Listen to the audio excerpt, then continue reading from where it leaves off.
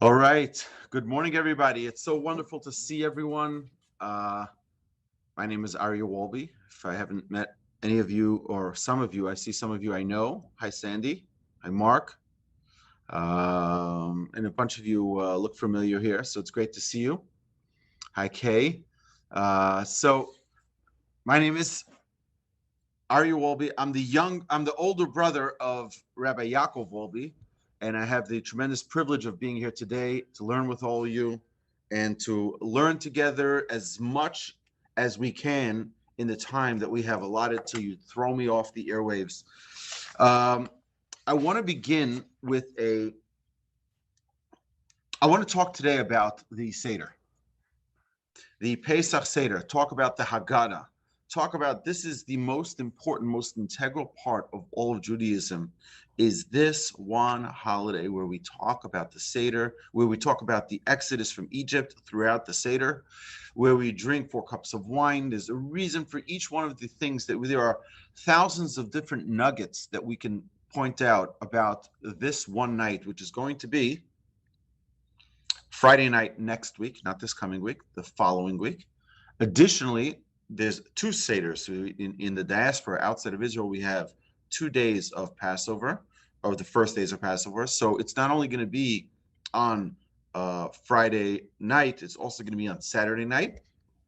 And it is really going to be hold on here.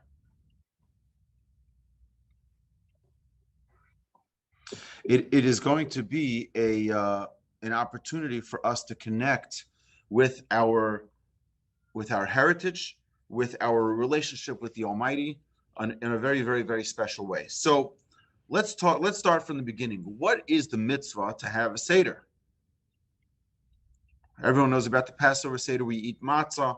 What is the mitzvah? So the Torah tells us in Exodus, you should tell your child, you should tell your children about the Exodus from Egypt.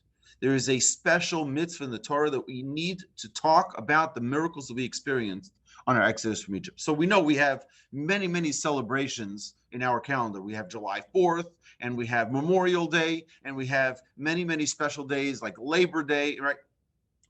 Unbelievable opportunities for a day off, right? So is Passover just a day off, or is Passover a Memorial Day, or is Passover a day where we can re-experience the Exodus? Our sages teach us that the exact same powers that were in the world at the time of the Exodus are in the world every single year at that time. So just like on Yom Kippur is a time of atonement. On Yom Kippur, why is there a time of atonement? Because Moses received atonement for the Jewish people for the sin of the golden calf on Yom Kippur, on the 10th day of the month of Tishrei.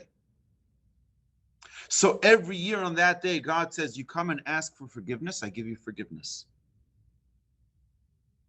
You ask, you say you did something wrong. You ask for atonement, given, done. Because that day has special powers. Same thing is with every single Jewish holiday. Passover is a time of absolute freedom. It's when we went from bondage, when we went from limitation to being unlimited, to having all the potential in the world. And that's something we need to talk about. So we're going to get to it in a second. But there's a very interesting thing that we see that's unique in Judaism. I was once co-officiating an event. I may have shared this before. I was once co-officiating an event. We were both doing the invocation for a big event. There were about 1,200 people there for the Holocaust Museum dinner. And I was doing it together with a priest. And he had a big congregation that he led. I think he had 8,000 members. And here I am, Rabbi Wolbe from Torch. You know, what do you see? He asks, so we go to meet for coffee so we can plan out exactly what we're each going to say. So he says, what do you do? I said, I do education. So he says, so what are you teaching your congregation?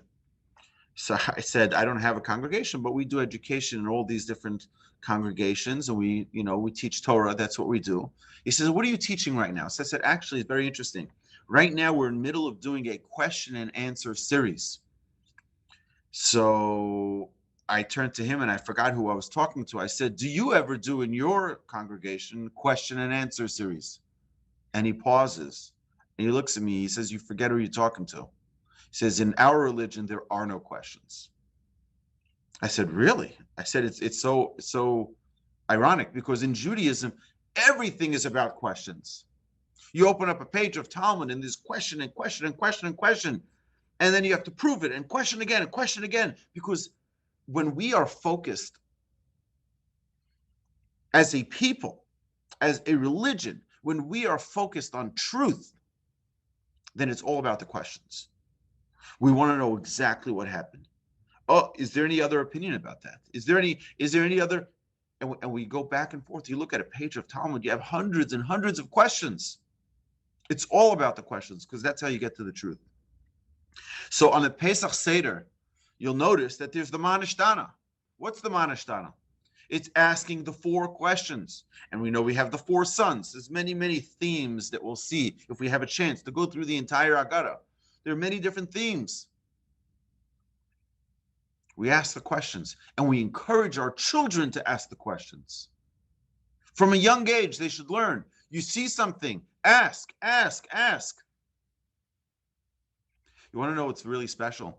Is that there are many, many things that we do during the Seder that we just do to awaken the question within the person.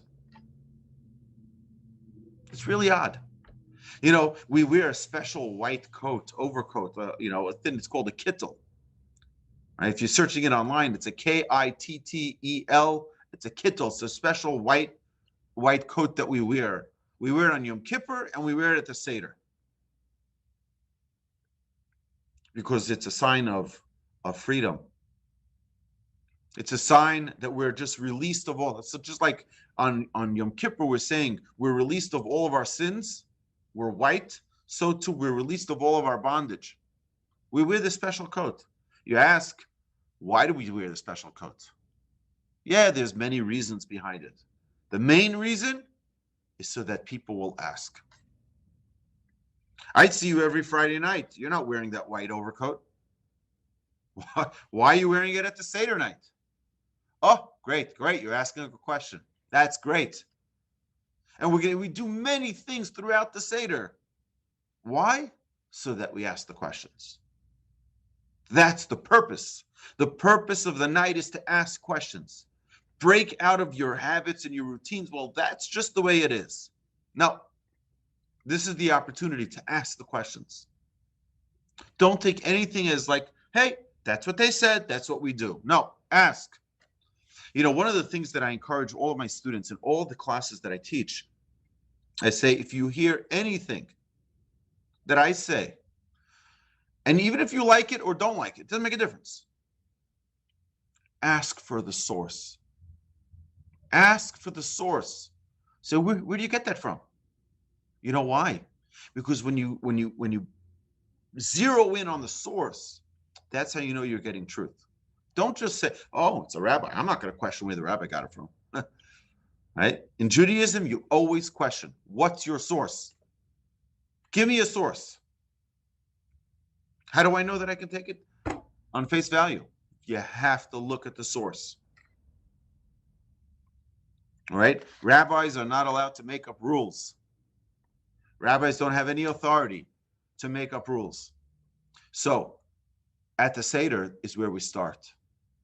The foundation of Judaism is that Pesach Seder. We start with asking questions. So, it's very interesting. Right after we ask the 4 questions, we say, Avadim hayinu leFaro b'Mitzrayim. We were slaves to Pharaoh in Egypt. But Hashem took us out with an outstretched arm, and we go through the whole story.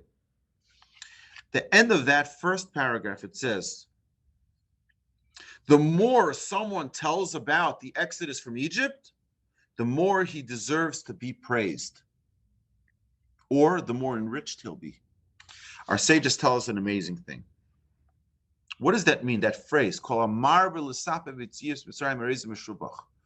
The more you talk about the miracles of Egypt, the better off you'll be, the happier you'll be, the more love you'll feel in your life.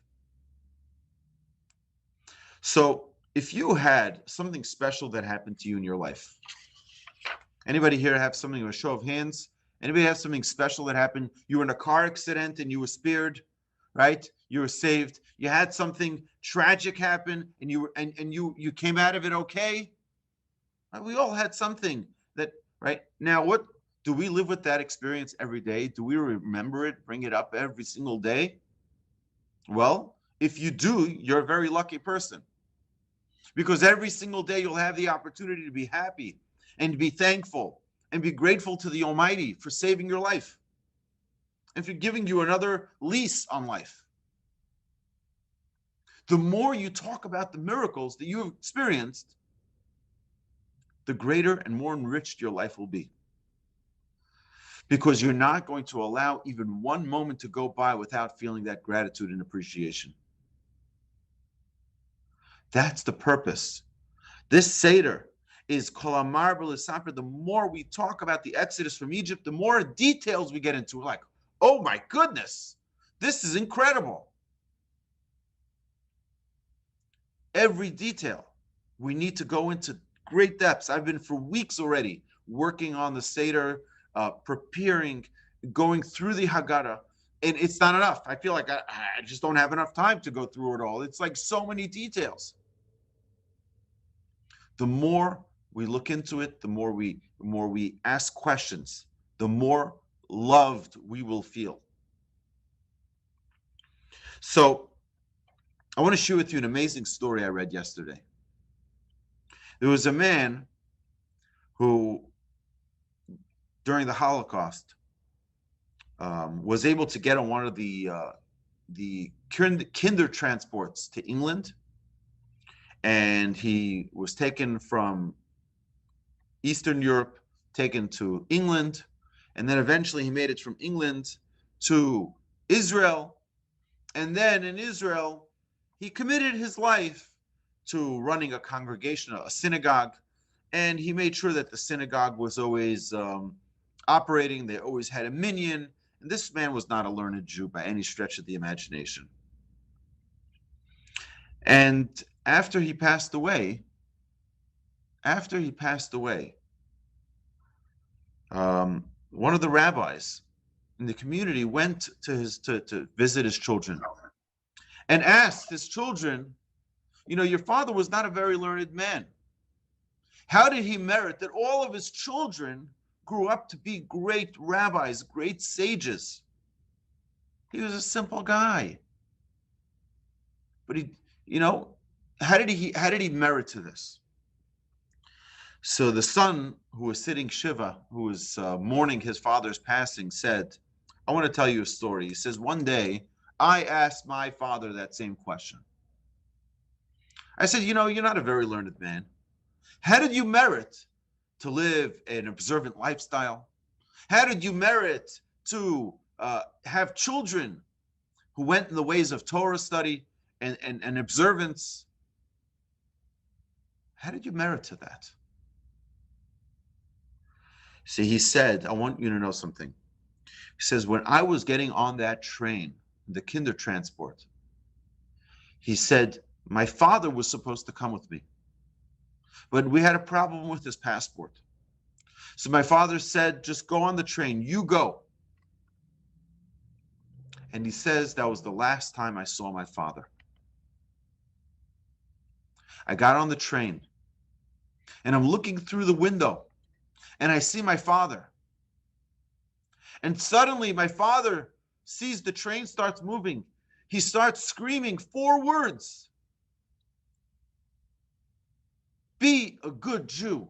In English, it's just, Zayt a gute Yid. Be a good Jew. And as the train is going, the father starts running along the train on the platform. And he's screaming on top of his lungs. He's screaming, be a good Jew, be a good Jew, be a good Jew. That's it. That was the last thing he ever heard from his father. So he said, yeah, I'm not a learned Jew. But I focused my entire life from the minute I left that platform on that train.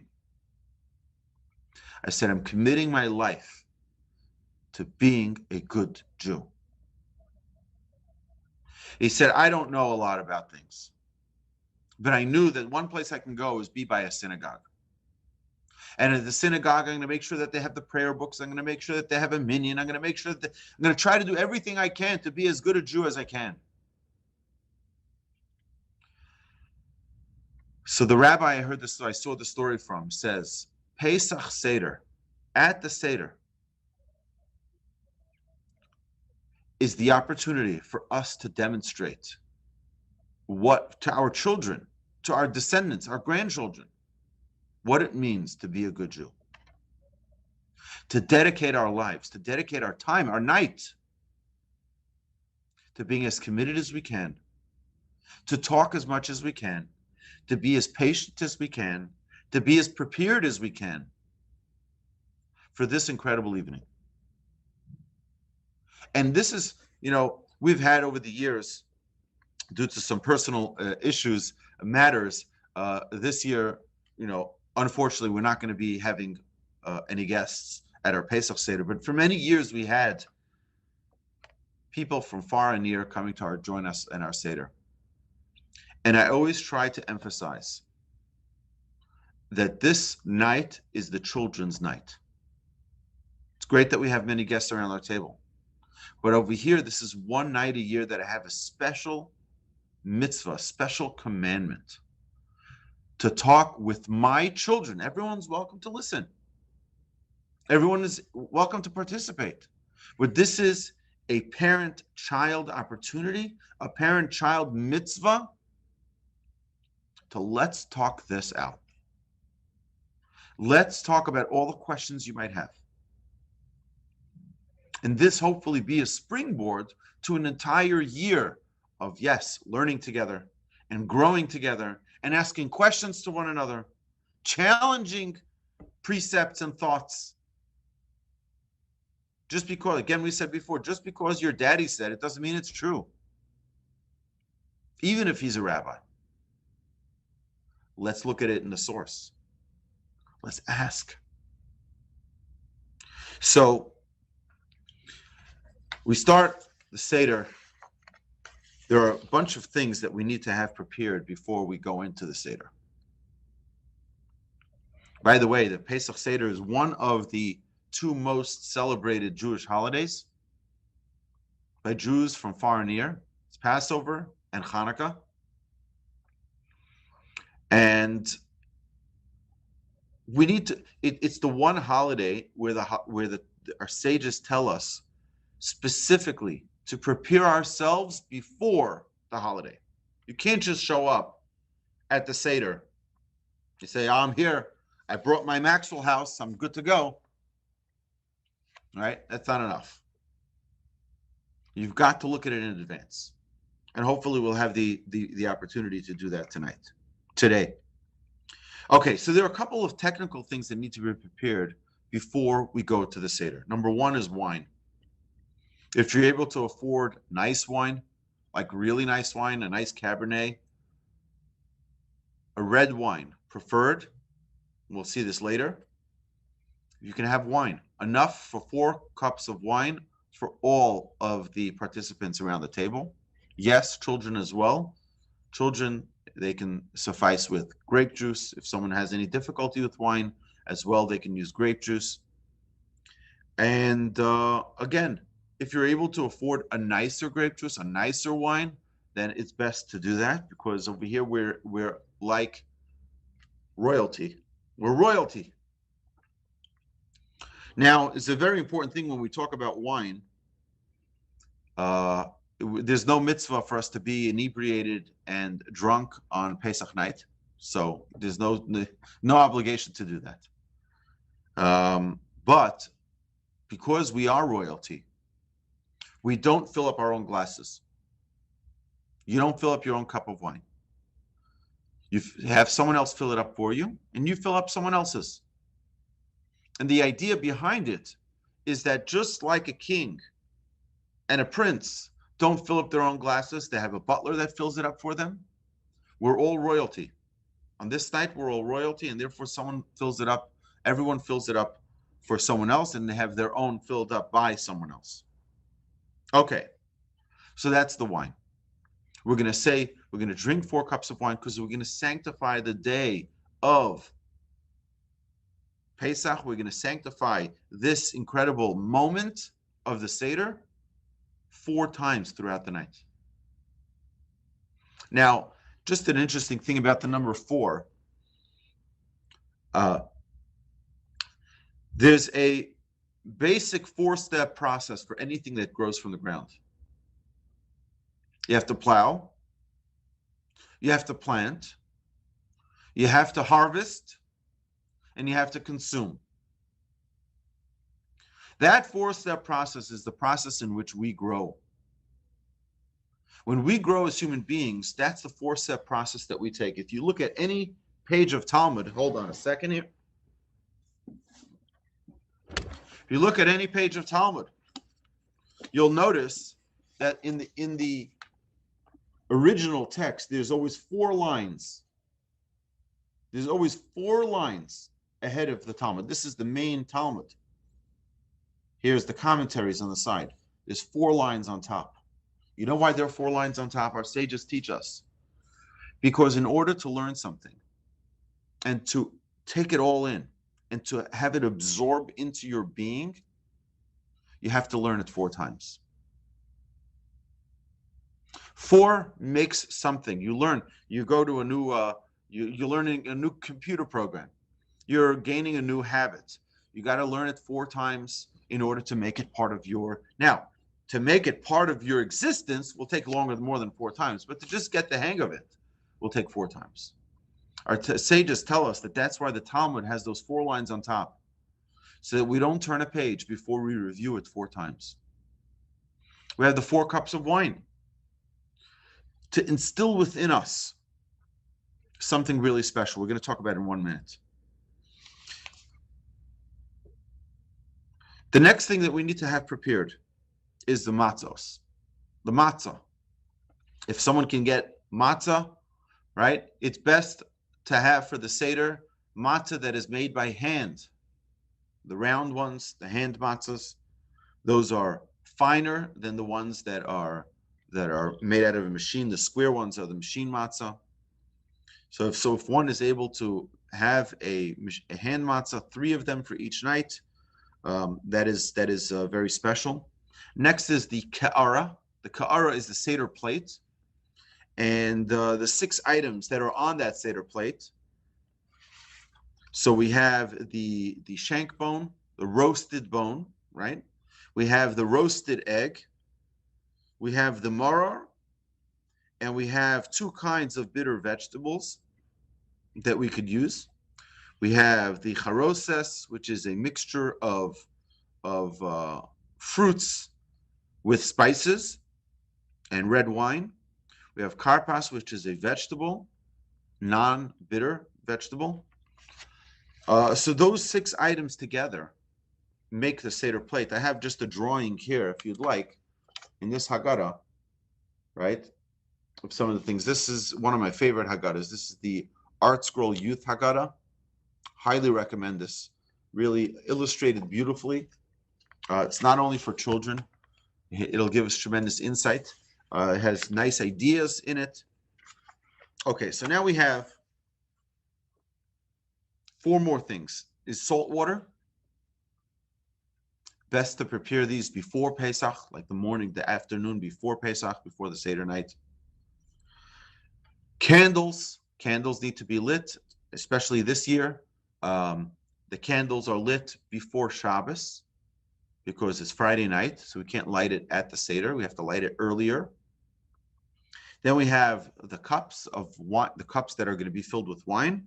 Make sure that everyone has them and that they're all rinsed out beforehand. And then the cup of Elijah.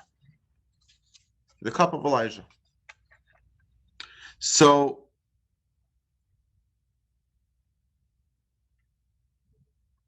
we said that Passover is a time of redemption. In the month of Nisan, the month that we just started yesterday was Rosh Chodesh, was the first day of the month. It's a new moon. One of the ideas is that the Jews are compared to the moon because we have ups and downs constantly. And as a people that have ups and downs, we have to be a light to the world to show it's okay. It's okay. You fall down, you get right back up. You wane, become stronger. You wane again, and you become stronger again. We need to have resilience. It's interesting that all the Jewish holidays are always in the middle of the month, exactly in the middle of the month, when it's at the strongest point, when it's in its full capacity. So it's very interesting that there was once a Hasidic master who heard one of the children say, when the father comes home from shul, this is talking about Friday, about the first night of Passover, when he comes home from shul, he should say Kiddush right away so that the children shouldn't fall asleep. So the Hasidic master, the rabbi, heard this and he says, who taught you this? He says, my rabbi is so-and-so. The next day, this Hasidic master meets this rabbi and he says, did you teach the school children to say that when the father comes home from synagogue, he should immediately make Kiddush, he should immediately recite the blessing on the wine so that the children shouldn't fall asleep? He says, yes, indeed. He said, why didn't you teach them the rest of it, the rest of that song, the rest of that teaching, which is so that they should ask the questions? That's the most important part of the whole Seder. He says, and let me tell you what this really means on a deeper, much deeper level. He says, what this really means is when the father comes home from shul, meaning when we come home from synagogue and our Father in heaven is there with us and is saying, my children are preparing their tables so beautifully. They're ready to be there at their Seder with royalty, with wine. Let's quickly do what's called Kiddush. Kiddush means to sanctify, to make them holy, to make it holy, the day of the holiday holy, but to make the Jewish people holy. Where the Almighty comes and sees we're here to perform the mitzvah of the Seder, do it quickly so that the kids don't fall asleep. What does that mean? We are God's children. We are God's children. We need to remember that we're asking God, don't let us fall asleep. Don't let us be in a situation where we think that everything in life is good. That, sadly, in the past week and a half, there were 11 people murdered in Israel by terrorists. Are we free people? Are we not in exile? We're still in exile. We have to realize that. We have to remember that. We can't fall asleep. We can't stop asking questions. It used to be that people would be like, Hashem, why? They would ask the question. Keep that relationship alive. With a generation, we have incredible abundance, incredible wealth in our generation. People can stop asking questions. It's not a good thing. Don't let them fall asleep, God. Wake us up. Wake us up so that we're closer to you. Wake us up so we can bring that redemption before we fall asleep. That's part of our prayer. So the first part of the Seder is Kadesh. Kadesh means to say Kiddush, to recite the Kiddush, like we do every Friday night and Shabbos morning. We take a glass of wine and we sanctify the day. Our sages tell us is we begin the Seder with Kadesh to remind us that we are sanctified as well. You are holy. Every single person. You are holy. You have incredible ability. The first thing you need is encouragement. You're great. You're awesome. You're holy. This is a time to feel that holiness. This is a time to feel how God is taking us by our hands, in his hands, and lifting us up. Kadesh. Realize how holy you are. Someone could say, me? I'm not holy. I'm not a rabbi. I don't do so many mitzvahs, perhaps. Perhaps I don't perform things the way they should be. Perhaps I eat things that are not holy. Remember that every single Jew is holy. Kadesh, you're holy. Get into the frame of mind of you are a holy person. You're a child of the Almighty. And he's going to take you and lift you up tonight. Get ready. We don't come to the Seder in despair. We don't come to the Seder with doubts. We come to the Seder realizing, wow, I am royalty. I may have gone astray throughout the year, but now is Seder time. At the Seder, I realized the first thing we start off with is push it into high gear. I'm holy. Now, I'm holy. Now I can sanctify the day. Now, just an interesting note to point out in your preparation is that this year, it's not an ordinary year because it's also Friday night. So if you look at the Kiddush and the wording of the Kiddush, it's going to be different this year than it typically is at a Seder night because we add in the inserts for Shabbat. So we'll start with Vayichulu, and then we'll make the blessing on the wine, and then we'll praise Hashem for this day. Now, the second Seder will also be different, because although it's not Shabbos, we still have to say Havdalah. We have to have the distinction between the holy and the mundane, but now we're going from holy to holy. But we have to distinguish between Shabbat and the rest of the days of the week. So we add a different part. We make sure we have a candle so we can distinguish between those two parts. And on both nights of the Seder, we say something which is very, very, very special. Very, very special prayer. While holding our glass with the greatest joy in our hearts, we thank God for giving us life to perform this mitzvah tonight. Shehechiyanu v'kiyamanu v'higiyanu lazman hazeh. We thank Hashem for giving me now. Do you know the greatest moment on earth, the greatest moment of your life is right now? And what we do, not only at the Seder night, we should do this every minute, is thank Hashem for now. Thank you, Hashem. Thank you, Hashem, for giving me this opportunity right now to be here, to celebrate, to be here with my family and friends. Shehechianu. There are many, many great rabbis and sages and people who are able to connect to this in a real level, who can hardly make it through this blessing without breaking out in tears. Thanking God for giving us now. Yeah, it could be I had many problems this year. It could be in the future I'm worried about many things, but thank you for now. And that's how we start off the Seder night. So that's Kaddish. Next is Urchatz. Urchatz is where we wash our hands twice on our right hand, twice on our left hand, as if we were washing to eat bread or matzah. We don't eat bread at the Seder. Now, it's very interesting, this whole idea of matzah. You know, you have many flavorings you can put into many foods.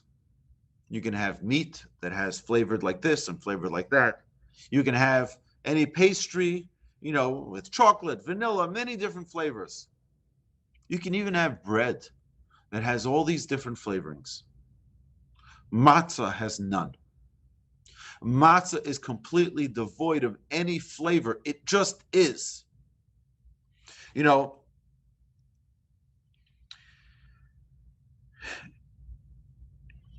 sometimes we need to realize that even food that doesn't taste good can still nourish us. But sometimes, and all too frequently, we get carried away because we like the good food. So we're like, I don't like that so much. I'm gonna just put it away or throw it out. I'm gonna take the food that I like, the food that, right? You know what we do in the Seder? We realize we're getting carried away. This little thin matzah bread, this little thin, I don't know, I happen to like it, right? But it's not exactly a delicacy. You don't go to a restaurant and so like, I would like the premium matzah, right? Right? That's not what we typically ask for. We ask for nice, fluffy bread. Our sages tell us, you want to know what the fluffy bread is? The fluffy bread is really matzah with a whole lot of arrogance, where it gets all puffed up. Our sages tell us, you know what that puffiness is? That's what leads us to sin. That's what leads us to go astray. What we need to do is remove away that arrogance. Let's get back to the basics. All we need is nourishment. We have just that matzah. Take that matzah and enjoy that matzah.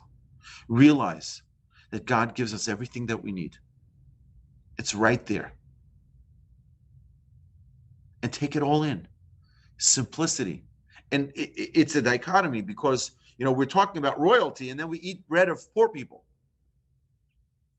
Right? It really, together, we have to realize that both of them together is part of our royalty, is realizing where we come from as well. You know that in Deuteronomy, there's a special commandment in the Torah to accept the Egyptians who want to join us. The Egyptians come to the Jewish people and they're like, oh, we'd like to convert. They're like, excuse me? After 210 years of enslaving us, now you're coming to convert to be part of the Jewish people? What's wrong with you? Get out of here. No. It says, don't take revenge. Don't be mean to them. You know why? Because one of the most important characteristics of the Jewish people is recognizing the good that you've benefited. And when we were starving in the land of Canaan, and Jacob comes down with his children to Egypt, you know what they said? Please come, we'll give you food. Oh, they welcomed you in. Now you're going to throw stones at them? Yeah, but we were slaves for 210 years. They took you in. Albeit, they may not have taken you in and maintained you in the greatest way. But they took you in lovingly. You owe them forever. Because gratitude and appreciation does not have an expiration date. Arrogance, we said. The puffiness. We feel like, oh, look at me. Remember where you come from. Remember who you benefited from. Get back to the basics. We have that matzah. Matzah. Keep it simple. So we wash our hands. We wash our hands. It's an amazing thing. Why do we wash our hands and not eat the matzah? What do we typically do every Friday night? What do we do every meal?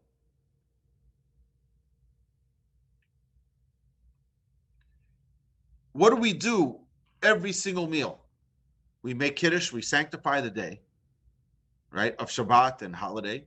And then after drinking the wine, we take out the challah, the bread, and we make the blessing on the bread. And of course, we wash our hands before doing so. Here, we're washing our hands and we're not eating the bread. Till later. Till later. Why is it so? Why do we do this different thing? Now, again, you're going to see that many times we're going to ask these questions. Why do we do this? The first answer is to ask the questions. Great. We're going to do things differently tonight so that everyone's like, huh? That's so weird. Why are you doing that? And the more things we're able to ask questions about, the more enriched our experience at the Seder is going to be. One year when I was running the Seder with my children, I said, I'm going to give a special prize to whoever asks more questions. And it was a competition of who can ask more questions. And it's amazing the questions that you'll hear.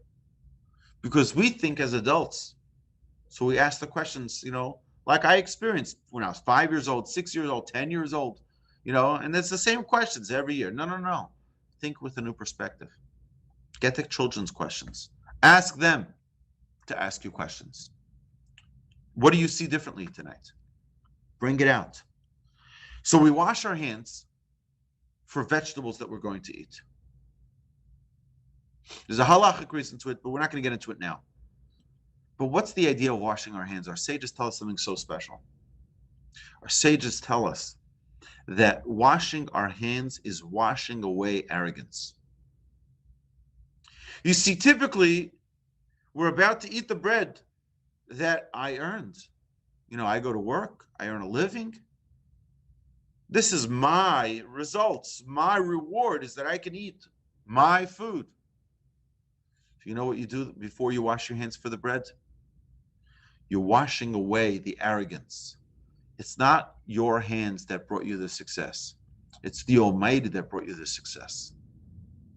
Wash away that thought of arrogance. It's all me. It's all me. When we come to the Seder, we said we're holy people. We have to wash away our previous thoughts of us being this, we're so great. We're so, we're holy. But wash away the arrogance. It's not all me. It's with tremendous blessing that we're able to accomplish the things that we accomplish. So then we take karpas. Now, karpas is a fruit. This is the third part of the Seder. You take a small piece of a vegetable, not a bitter vegetable, and you dip it in salt water. So it's to show majesty and freedom.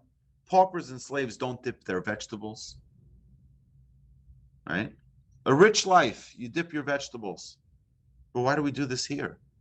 Sages tell us, look at what you're eating. You're eating a potato. You know where the potato grows? Under the ground. Guess what? Even a lowly potato can make it onto a table of royalty. Even a Jew, even a person who's been living a lowly life can be put onto the table of royalty. You can sit by the table, you have a seat here. It's to recognize that we all have a place. We all have a place. Okay, I want to stop if there are any questions. I don't know if you typically stop for questions.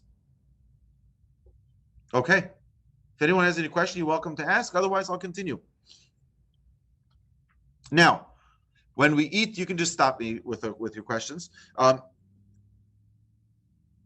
With the vegetable, what do? We say a blessing of Borei Pri Adama, thanking God who creates fruit that grow from the ground. And then we go into the next part of the Seder, the fourth part, which is a very important part. We take a matzah. We take the middle matzah, I believe, right? We take the middle matzah and we crack it in half. Half of it we put away the afikoman, which is we take that half and we hide it for later. And now what we do is there's a custom that we teach our children to search for it. It also keeps them awake. They look for it. It's an opportunity for them. Many times we used to do a bargaining with our parents. We used to say, if you want back that broken piece of matzah, you got to give me something, right? And we'd ask for a set of books or a bicycle or something, but the idea is you keep the children awake. Why do you break it? What's the answer? So that we shall ask. So that we shall. We're constantly doing things to remind us to ask questions. Ask questions. It's not an ordinary night. You know what? It might be important for us not to even know the answers. Not even to talk about the answers.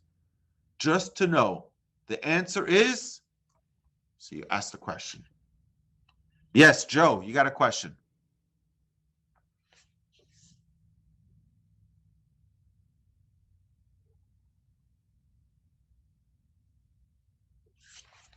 Your microphone is still muted, Joe. For some reason, we can't hear you. Now you're muted again. Okay, try it now. For some reason, your audio is not connected to your Zoom account. See if you can figure that out. You know what? Yeah. How about Joe? Why don't you just hold the question, and we'll get to all the questions after. We'll unmute everyone, and we'll do the questions at the end of the class. Is that okay, Rod? Yes. Okay, Rod. I forgot to thank you so much for this opportunity. Ah, Thank Baruch you. Hashem. Thank you We're for your privileged. incredible work. Thank you. Okay, so we're about to tell the story of slavery and how God made us free. Poor slaves never had enough to eat, right? So they put some away for the next meal. They got a loaf of bread. They took half. They said, okay, in case we don't have bread later, we're putting it away. And that's what we're doing as well. We're cracking this matzah in half, showing that we're back in those days now. We're getting back into that frame of mind, and we're putting away half of our meal for later. Okay, half of it we put back in the now you have 3 matzahs that you're going to have, which is Kohen, Levi, and Yisrael. Okay, Joe, I'll get to it right away. Okay, I'll get to the question. So we break the matzah. So we break the middle matzah, and we put half of it, the smaller half, back. The bigger half we will hide for later. Okay, so now we get to the fifth part of the Haggadah, which is the main part of the Haggadah. This is called Magid. Magid means to tell the tale, to tell the story. And this story is the story of each and every one of us. It's the story of the Jewish people, but it's the story of each and every one of us. We talk about our sorrows. We talk about, how we were slaves, but we also have resilience. Now, does anybody know the 4 questions? Right? So we start off with the 4 questions. Why is this night different? It's different. It's different in so many ways. Usually we eat leavened food and unleavened food. Now we eat only unleavened. Usually we eat all vegetables. Now we eat bitter herbs. Usually we dip maybe one time, if we dip at all. Now we dip twice. Like we said before, we're going to dip the karpas, right? In step number 3, we dip the vegetable in salt water. Later on, we're going to dip the maror in charoses. What is charoses? I can get into this. I don't know if we have, maybe soon we'll get into it. We'll get into understanding the Seder plate and how it's designed, how we design the Seder plate. We'll see if we have some time soon. So now we dip twice. And then typically, how do we eat? We eat sitting upright. We lean to our side sometimes. But generally speaking, we have no specific form. Now, the whole Seder night, we're leaning to our left. The whole Seder night, we're leaning to our left. It's different. We see there are constantly things that are different this night. Why is it different? My dear friends, what's the answer? So that you ask the questions. We have to get into the habit of asking questions. So we go right from there, from asking the questions, and we have our children, they prepare these questions in school already, but we want them to say it out loud, and we try to reward them for it. Give them an incentive. Sometimes children are shy, especially when you have guests around the table. They're not. But again, you have to remember, the mitzvah is for the children. The mitzvah is for the children. Have them ask those questions. You're going to give them good answers soon. But the questions are important. So how do we answer? We start off saying, Avadim hayinu leFaro b'Mitzrayim. We were slaves to Pharaoh in Egypt. And God took us out with an outstretched arm. And if God had not taken us out, we would still be there today. And we go through, we talk about the 4 sons. It's very interesting. Before we talk about the 4 sons, and what is this relevant? What is 4 sons relevant to the Seder night? We're talking about how we were slaves in Egypt, and now we start talking about education. We have different types of children. Each one of us, some of our children are bright children. Some of us don't know how to ask questions, and some of us have, we can have a child who's wicked. What in the world is going on over here? Is a class on education suddenly in the middle of the Seder plate? in the middle of the Seder night? What is going on? Yes, Leslie, children can ask more questions than 4. Definitely. 4 is just a springboard. So if you look right before the 4 questions, the 4 sons, you'll notice that it says, Baruch HaMakom, blessed is God, who is everywhere. Baruch Hu, blessed is He.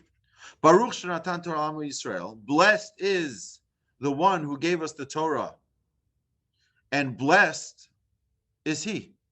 So we say 4 times blessed, and then we talk about the 4 sons. The idea is that each and every child is blessed. You might think that sitting around your Seder, you may have a child. This one is, no. You don't push anyone away. Every child is blessed. Every child has potential. There is no such thing as a child who's too distant. Even the Jewish people were in Egypt. We're at the 49th gate of impurity. They weren't too wicked for God to pull them out. God didn't say, you know what? That's my wayward son. Leave him alone. Forget him. Let him just stick with the Egyptians and goodbye. I'll find the new people.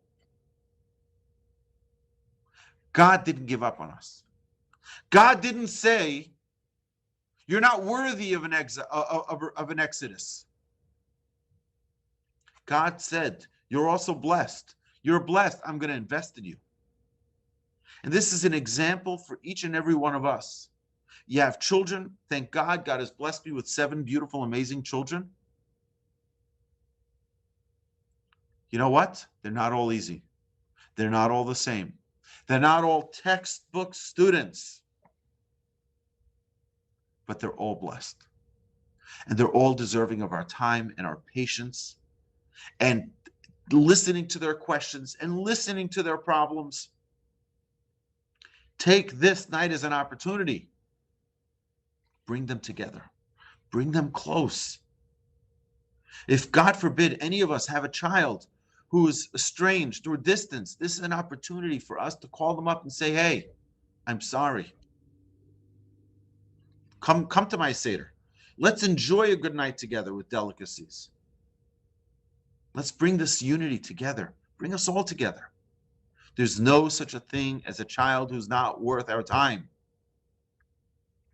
Every single child is valuable. Every single child is blessed. And we need to find the way to their heart. In fact, we go through these 4 children and we see that each one, the approach is different. You know why it's different? Because each child is different. And the way in which you talk to different children is different. Well, Mark, you're right that we say that you said over here that he's excluded. He's not excluded because he's right here at our Seder. If he was excluded completely, right, the wicked child wouldn't be appearing in our Seder, on our Seder table. But we mentioned the Chacham, the wise child, and the evil child, and the simple child, and the child who doesn't even know how to ask. All of them are special. Baruch, they're all blessed. God loves them all. And we as parents have that obligation to keep on loving our children. Keep on loving them. Love them and love them, love them. It used to be, I remember this from my grandfather, Rabbi Shlomo Wolbe of blessed memory. He would tell me that today in this generation, the only way you can educate children is with love. It used to be you can teach with a stick. You don't have that anymore. Not in this generation. In this generation, there's only one language for education, and that's love. And the more we love our children unconditionally, yes, we have to give guidance. Yes, we have to, direct them. Always with love. That's the number one ingredient. So that's what we see here. Now we go to a remembrance of every single challenge the Jewish people experienced. We have over here, I have here on my desk, I keep a list of every single expulsion, every single mass murdering of Jews for the past 2,000 years. I have a log. Do you know that there hasn't been 10 years in the past 2,000 years that hasn't had a terrorist attack on the Jewish people or a Holocaust against the Jewish people? There hasn't been 10 years where the Jewish people just like, yeah, and then you have the bombing in Argentina, the JCC. There's always something going on. What is going on with the Jewish people? What's with us? Remember one thing. There was a promise that was given to Abraham that God says, I will protect you. Right? It is that promise to Abraham that protected our fathers and us. Because more than one nation has tried to destroy us. In every generation, they try to destroy us. But God always saves us from them. There has never been a single generation where they didn't try to annihilate the Jewish people. Now, we live in the United States of America. Most of us, I think. Right? We have an amazing country to be very, very grateful for. Because here we go, I'm sitting here in the Torch Center teaching Torah. Do you know what would happen if I was in Rome teaching Torah back then? All of our heads would be rolling on the streets because we're learning Torah. And the same happened in England, and the same happened in France, and the same happened in Germany, and the same happened in Russia. And you name the country, we've been executed there. And we've had expulsions. And we've been annihilated. And yet, every time we keep coming back. And today you look at the Jewish communities, they keep on growing. It's unreal. You have today Torah study going on in the world like there hasn't been in almost ever. You go to Lakewood, New Jersey, where you have tens of thousands of people studying Torah all day. You have a community that's growing. It keeps on growing and growing and growing. You're talking about it's like cities upon cities growing there. New York City, the explosion of Torah there. You go to Jerusalem. You have in one yeshiva over 10,000 students sitting and learning. Every corner is another synagogue and another yeshiva. The more they keep on trying to kill us, the more we grow, the more we flourish. We have to remember this to Seder night. Yeah, we are the target. Do you know why we are the target? Why are we the target? Because we have accountability. We have a responsibility to be a light unto the nations, not to shy away from that responsibility. When we shy away, the nations of the world say, hey, you're supposed to be the example for us. You're supposed to show us how to live a life. You have the Torah. You received the Torah. Don't try to assimilate. Don't try to become like the Gentiles. You have to be an example. You're held accountable. And when we try to assimilate and say, we're all just one, they say, no. We're going to show you how you're different. We'll whip you into shape. The nations of the world don't have the power if God doesn't allow it. God only allows it to wake us up and remind us, you're getting too comfortable. You don't realize your responsibilities. This is a reminder we have here in the middle of the Seder. We have a reminder God is here to protect us always. He's not going to let us vanish. But we have an obligation to live up to. It's to be an example to the nations.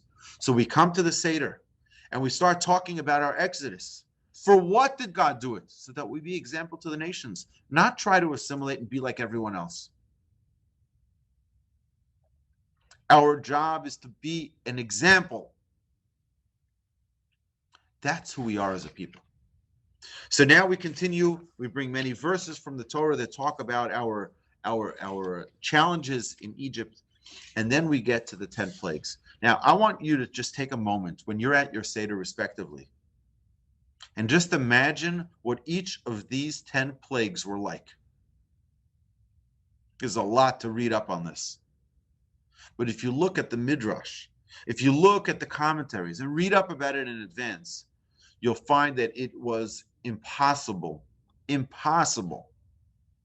to not see the hand of God through these miracles.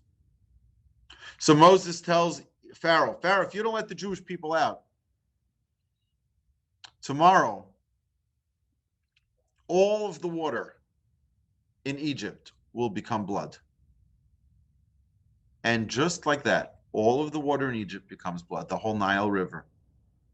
You're talking about every single glass of water. You imagine you had a nice bottle of Ozarka water in your fridge. It's cold.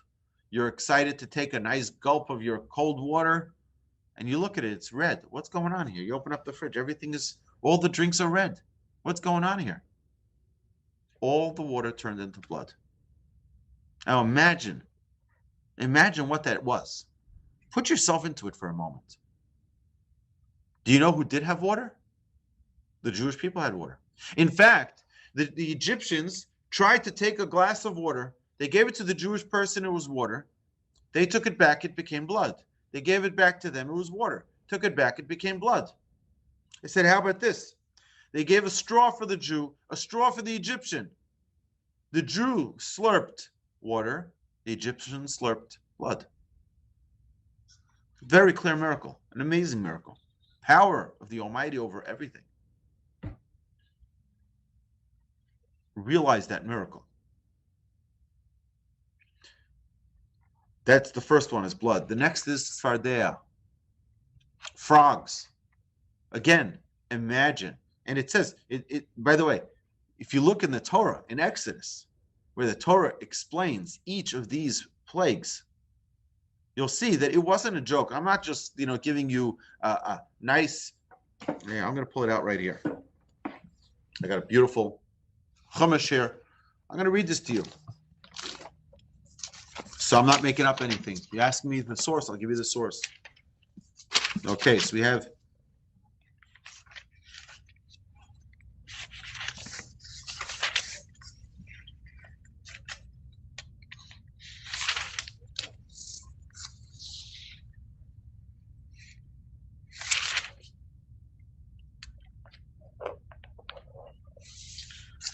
Okay, so here we go. We are in the second portion of Exodus, and verse number 20, chapter 7, verse number 20, talks about the blood. And the fish that were in the river died and became putrid, and the river and the Egyptians weren't able to drink any of the water. It goes through each of the details. Okay? Then, so now you have the source. You know exactly what I'm telling you is not a joke. Okay? Then comes the next plague, which is the same chapter, chapter 7, verse number 26. And Moshe comes again to Pharaoh, and he tells him, let my people go. He says, if not, your entire Egypt will be plagued with frogs. And sure enough, where did it go? Where did the plagues go? Listen to this. And they shall come into your palace and into the room where you sleep, your bedroom, and onto your bed, and into the house of your servants, and among your people, and into your ovens, and into your kneading bowls. Imagine, you're busy baking a beautiful chocolate cake. By the way, it's my birthday this week. So, talking about cake, right? So you're busy baking my birthday cake, and suddenly you start seeing something jumping inside that cake. And what's going on over here? Well, it's frogs. That's not going to be that's not a practical joke, okay? Right? It's like, imagine the guy comes home from work, his wife prepared him a delicious favorite steak dinner, and suddenly in the green beans, in the rice, there is frogs jumping out. I don't think that'll be a very romantic dinner. What's going on? Frogs everywhere. Everywhere. In their ovens, in their food, everything, in their beds. That's a devastating plague. Now, our sages tell us, and we'll see this in a minute, our sages tell us that the plague was not only the 10 plagues, but rather each plague led to so many more plagues. Up to 250, according to one of the Tannaic sages, it was up to 250 plagues. You know why? Let me give you an example. The boss says to his assistant, "Can you please get me my glass of water?" She brings him a glass of water, and it's blood. He's like, "What's this?" I asked for water. She said, I brought you water. Like, well, this is not water. Does this look like water to you? You're fired. Get out. You're fired. What happens? You think that assistant is happy now? They go home. They start fighting with their spouse. They're upset at their children. The children go to the park. They start beating up their friends, right? You think of everything that comes out of it as a result of each plague. It's total chaos. Our sages enumerate that each plague of the 10 plagues was really many more than just one plague per. But it was 25 times the amount of plagues, up to 250 plagues that the Egyptians experienced. Okay, so after we finish with all the plagues that the Egyptians experienced, we start saying thank you. Say thank you, God. If you had only taken us from Egypt and not punished the Egyptians, that would have been enough. If you, right, and you look at all of the things, all of the Dayenu, and the Dayenu is a great song. You can find it, I'm sure, online on YouTube. You can find the Dayenu song. I'm sure you'll find many different renditions of it. But one of the Dayenus that really is difficult to understand is the third to the end. And that is, if God had only brought us to Mount Sinai but did not give us the Torah, Dayenu, that would be enough. It's the equivalent of saying, if I'd only taken my children to the ice cream store but not gotten them ice cream, it would be fine. We thank you. Thank you for taking us to the ice cream store. Right? That doesn't make any sense at all. Why bring me to the ice cream store or the candy store and not buy me anything? Why take me to Mount Sinai and not give me the Torah? What's the purpose? Our sages tell us something so important. So important. Is that what was the purpose of Mount Sinai? Mount Sinai, the purpose was to build a relationship with God. The purpose was to build a bond with the Almighty. This is the only time in the history of the world that the Jewish people or any creation, any nation on earth had a direct revelation from God. It's always been through osos, mofsim, through miracles, through wonders, but directly God having a public national revelation, speaking to the Jewish people directly, not one individual, not one prophet, but the entire people experienced this. That's an unbelievable revelation.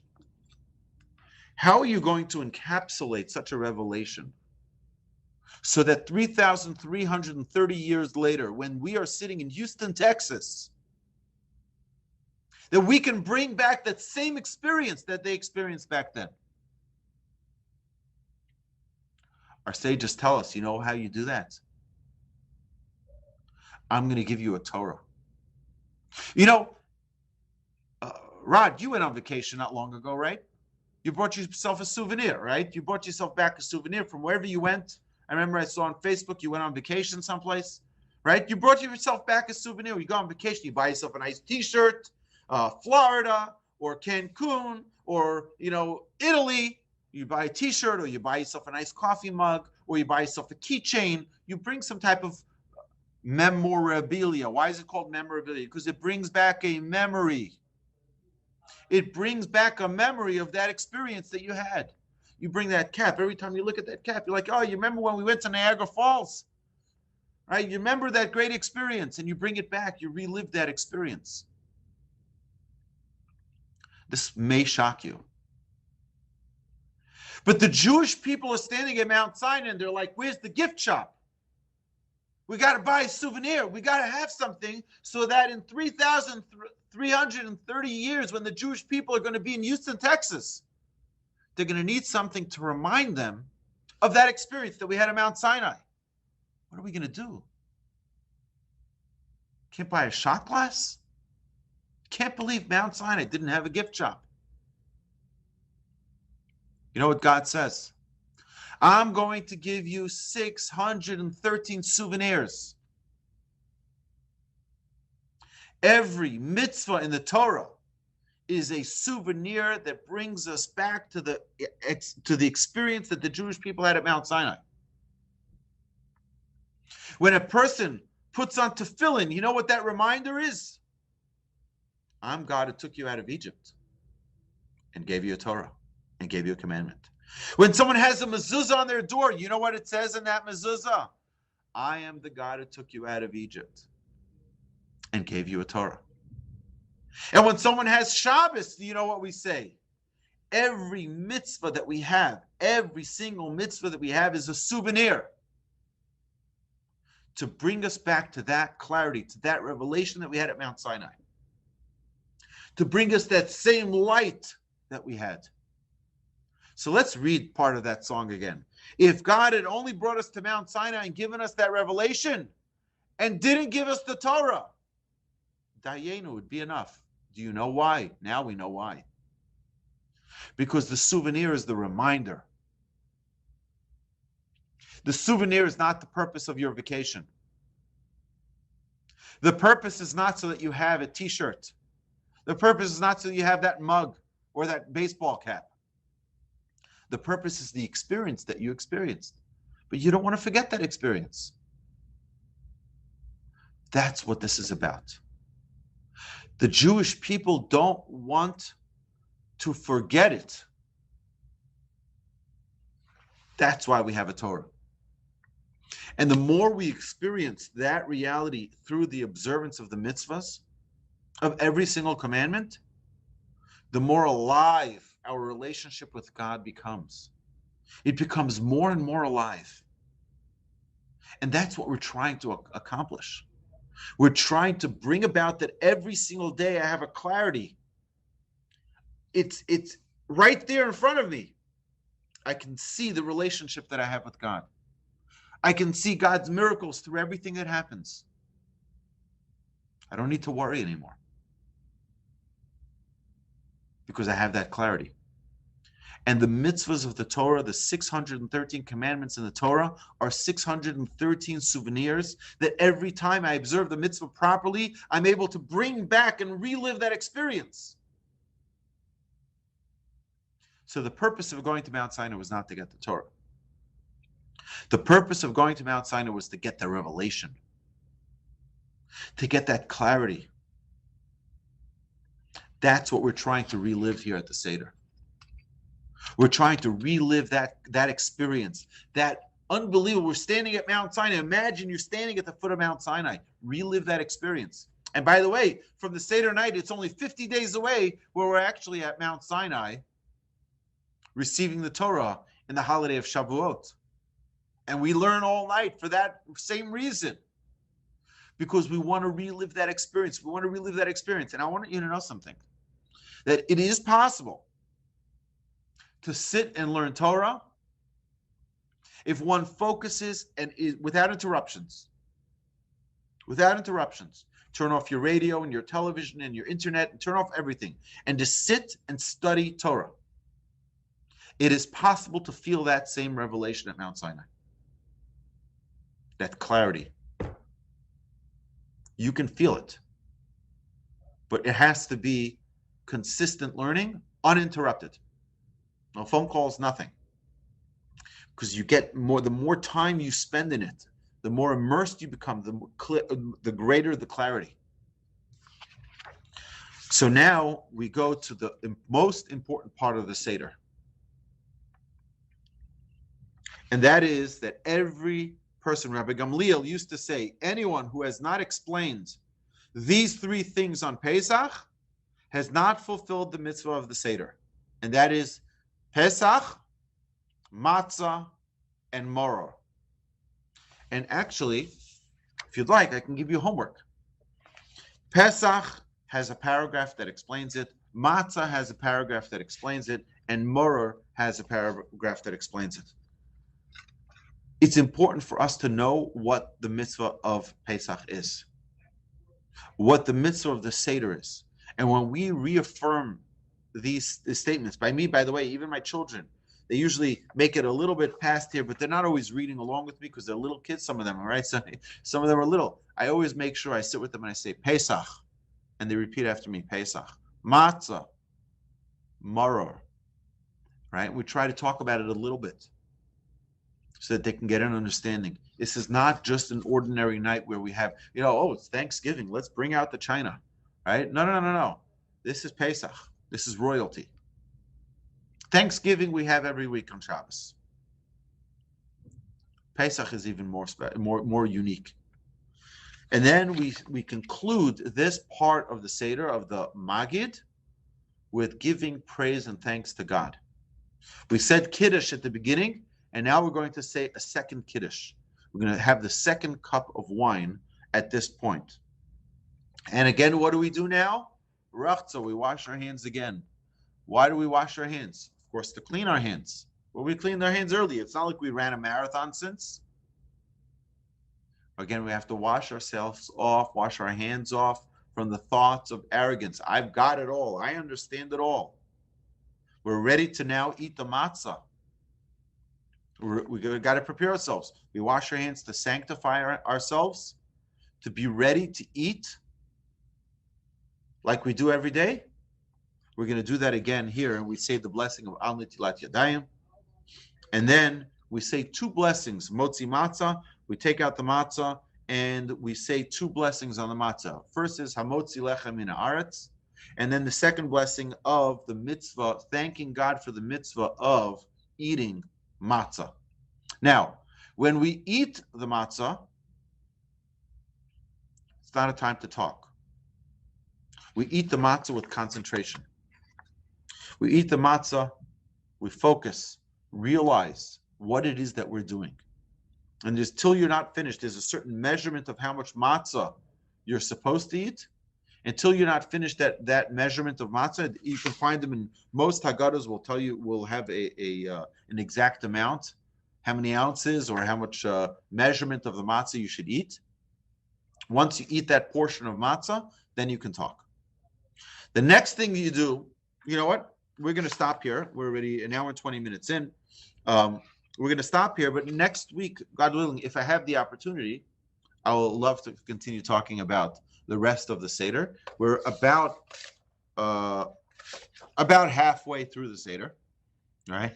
We didn't read all the details of every single verse and every single chapter of the telling the tale of the Exodus, but it's very important for us, if you have the opportunity to read through it, to learn through it, to study it, to research it, it'll do tremendous value to your Seder, respectively. Each and every one of you, I'm sure, will have the most incredible Seder. Prepare it, spend some time, because we're not done yet. And it's not just let's shoot some fireworks and yeah, thank you, happy birthday, America. That's not the goal. The goal is to really live it, is to live that Exodus, because I will tell you something.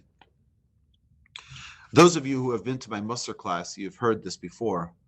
It's very clear. You're not allowed to jump. You're not allowed, you have to take small steps. But to every rule, there's an exception. The exception to that rule is Seder night. Passover night is the only time you can jump. And you can jump from the lowest levels to the highest levels. The lowest levels to the highest levels. in one night. But it requires preparation. So, my dear friends, have a magnificent week ahead. Thank you so much, Rabbi Yaakov, for giving me this opportunity. Thank you very much, Rod, for your incredible leadership and for your incredible work in putting this together. If you have any questions, I'm happy to take them all. God willing, I'll have this on the Jewish Inspiration podcast. I'll have this recording on so that all of you can review it. You can share it with friends, hopefully, and hopefully we can give as many people the opportunity to learn more about this Seder so that they can have an enriched experience as well.